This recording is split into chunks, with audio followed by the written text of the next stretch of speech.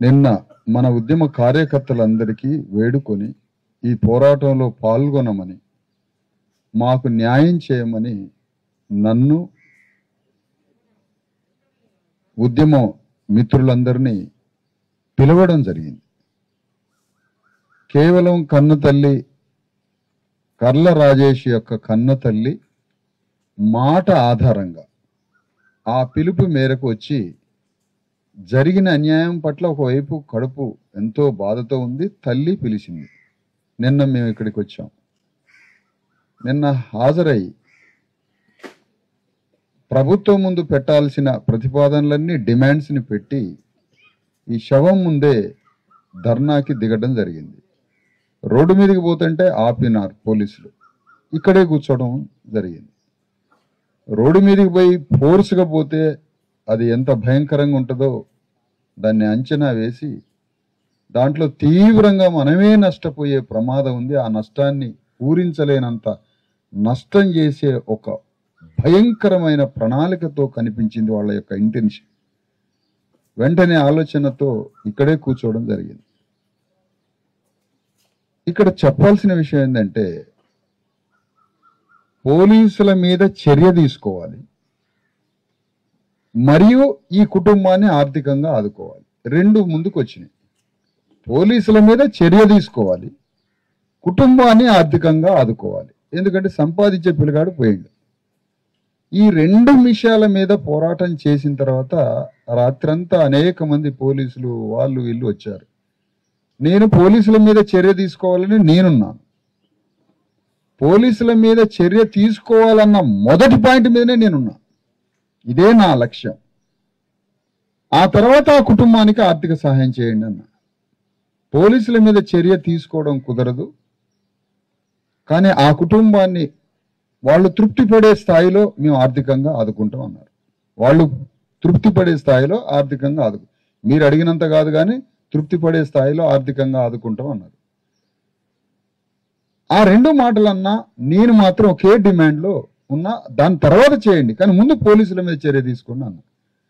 ఈ రెండు డిమాండ్లు పెట్టి, ఆ రెండు డిమాండ్లలో మేము పోలీసుల మీద చర్య తీసుకోలేమని అధికారులంతా వచ్చి చెప్పారు. అధికారులంతా వచ్చి చెప్పిన తర్వాత, అట్లయితే నా దగ్గరికి రండి, పోలీసుల మీద చర్య తీసుకునేటట్టయితే నా దగ్గరికి రండి అనడం జరిగింది. నా దగ్గరికి రాలేదు. ఆ చర్చలో కూడా నాతో పాల్గొనలేదు. చివరిగా తల్లిని, బంధువులని వారు ఒప్పించుకున్నారు. కుటుంబ సభ్యుల్ని, బంధువులని, మరీ ముఖ్యంగా కన్న తల్లే, కర్ల రాజేష్ యొక్క కన్న తల్లి, పోలీసుల మీద చర్య తీసుకోకపోయినా పర్వాలేదు, కుటుంబాన్ని ఆర్థికంగా ఆదుకుంటే చాలు అన్న విషయంలో తల్లి పోరాటాన్ని విరమించింది.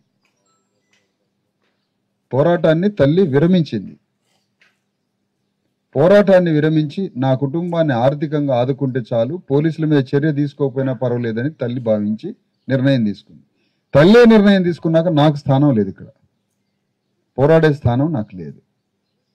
కాబట్టి తల్లి తీసుకున్న నిర్ణయం పట్ల, బంధువులు తీసుకున్న నిర్ణయం పట్ల నేను పోరాటం నుండి బయటకు వస్తున్నా. ఈ విషయాన్ని అందరికీ తెలియజేస్తున్నా. అమ్మా, ఇక మీరే ఆ నిర్ణయం తీసుకున్నాక నేను పోరాడే రూపాన్ని, పోరాడే ఆలోచనని, పోరాడే శక్తిని, పోరాడే అవకాశాన్ని కోల్పోయాను. మీరు తృప్తి పడ్డారు కాబట్టి, మీరు తృప్తి పడితే అది మీకు సంబంధించిన విషయంగా ఆలోచిస్తున్నా. ఇది సమాజానికి తెలియజేస్తాను. ధన్యవాదాలు. కర్ల రాజేష్ కుటుంబానికి న్యాయం జరగాలని కోదాడ పట్టణంలో గాంధీనగర్లో రాజేష్ ఇంటి ముందే నిన్నటి నుండి ఒక భారీ నిరసన ధర్నా కార్యక్రమం చేయడం జరిగింది. ప్రభుత్వం ముందు కొన్ని డిమాండ్స్ని పెట్టి, ప్రధానంగా ఆ డిమాండ్స్ అన్ని షార్ట్ అవుట్ అయ్యి చివరికి రాత్రికి పోలీసుల మీద చర్య తీసుకోవాలి, కుటుంబాన్ని ఆర్థికంగా ఉపాధి మార్గాన్ని చూపించాలన్న దగ్గర ఆగింది. ఆ చివరికి ఆ రెండు డిమాండ్స్లో ప్రభుత్వం నుంచి వచ్చినటువంటి పోలీసు అధికారులు, మధ్యవర్తులు, ఆర్డీఓ వీళ్ళంతా వచ్చి వాళ్ళు ప్రతిపాదిస్తున్నది ఏంటంటే, కుటుంబాన్ని ఆర్థికంగా ఉపాధి మార్గంలో ఆదుకుంటాం, పోలీసుల మీద చర్య తీసుకోలేము అన్నారు. నేను మాత్రం పోలీసుల మీదనే చర్య తీసుకోవాలి, రెండో ప్రాధాన్యతే వారి ఆర్థిక ఉపాధి మార్గం అని చెప్పడం జరిగింది.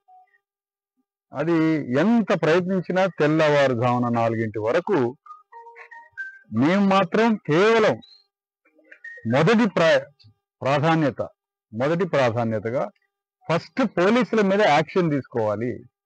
పోలీసులు చేసినటువంటి ఈ దుర్మార్గమైనటువంటి కర్ల రాజేష్ని అతి దారుణంగా హత్య చేసిండ్రు, ఆ పోలీసుల మీద చర్య తీసుకోవాలని మేము ప్రధానంగా డిమాండ్ చేస్తుంటే దానికి తలగకుండా జ్యుడిషియరీలో ఉందని, జ్యుడిషియరీలో ఉన్నప్పుడు చేయొద్దని, కుటుంబాన్ని ఆర్థికంగా ఆదుకుంటాం, వాళ్ళకు ఉపాధి మార్గాన్ని ఇస్తామని ఏదన్నా ఒక జాబ్ పెట్టిస్తాం, ఉపాధి మార్గం ఇస్తాం, ఆ కుటుంబానికి ఆర్థికంగా వాళ్ళు తృప్తి పడే విధంగా ఆ కుటుంబాన్ని ఆర్థికంగా ఆదుకుంటామని చెప్పడం జరిగింది.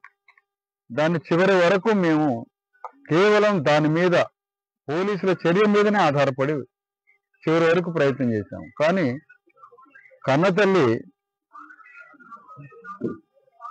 కన్నతల్లి రాజేష్ తల్లి ఈ విషయంలో పోలీస్ అధికారులకి, ప్రభుత్వ అధికారులకి, రాజేష్ తల్లి మరియు రాజేష్ బంధువులు, కర్ల రాజేష్ బంధువులు, కన్న తల్లి, పోలీసులు మధ్యవర్తులు, ప్రభుత్వ అధికారులు పోలీసులు మీద చర్య తీసుకోలేము, కేవలం కుటుంబాన్ని ఆర్థికంగా ఆదుకుంటాం, ఉపాధి మార్గాన్ని చూపిస్తామన్న విషయాలకి తల్లి రాజీ పడింది.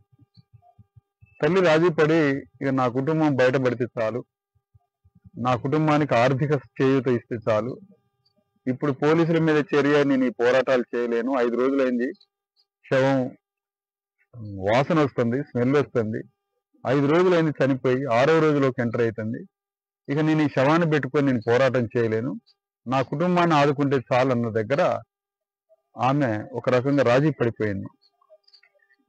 నాకు పోరాడే మార్గం కన్నతల్లి లేనప్పుడు నేను పోరాడలేను, నాకు అవకాశం లేదు, నేను పోరాడే అవకాశాన్ని కోల్పోయాను ఆమె రాజీ పడటం వల్ల. కాబట్టి నేను ఈ పోరాటం నుంచి బయటకు వస్తున్నాను. పోరాటాన్ని నేను చేయలేను, నా దగ్గర తల్లే లేనప్పుడు, ఆ వ్యక్తి యొక్క బంధువులే లేనప్పుడు నేను పోలీసుల మీద చర్య తీసుకోవాలని నేను ఎవరూ లేకుండా నేనెట్లా పోరాటం చేయాలి? కాకపోతే ప్రభుత్వం ముందు డిమాండ్ పెడతాం, ప్రభుత్వాన్ని అడుగుతాం, కానీ వాళ్ళ గొంతు మీద కూర్చొని నేను యుద్ధం చేయడానికి నా పక్కన తల్లి లేకుండా అయిపోయింది, వాళ్ళ బంధువులు లేకుండా అయిపోయారు, తల్లి లేకుండా అయిపోయింది. కాబట్టి నేను పోరాడే అవకాశాన్ని కోల్పోయాను. ఆ విషయంలో చాలా తీవ్ర విచారం వ్యక్తం చేస్తూ, బాధపడుతూ నేను మరి ఈ పోరాటం నుంచి బయటకు వస్తున్నానని తెలియజేస్తాను. ఈ పోరాటాన్ని చూస్తున్న ప్రజలారా, పాల్గొంటున్న ఉద్యమ మిత్రులారా,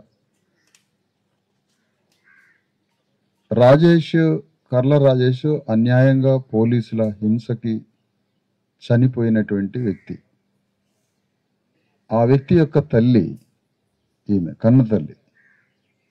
ఈ కన్నతల్లి నిన్న మన ఉద్యమ కార్యకర్తలందరికీ వేడుకొని ఈ పోరాటంలో పాల్గొనమని, మాకు న్యాయం చేయమని నన్ను, ఉద్యమ మిత్రులందరినీ పిలవడం జరిగింది.